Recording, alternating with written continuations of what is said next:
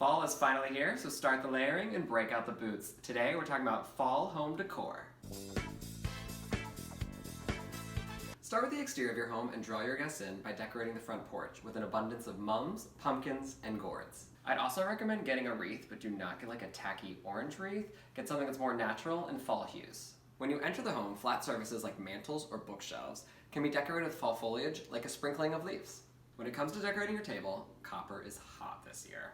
Get maybe a copper vase or a Moscow Mule cup, put in fresh cut flowers, or some cute branches. I'd also recommend piling pears in a rustic bowl, or if you're feeling really traditional, get a big honkin' cornucopia.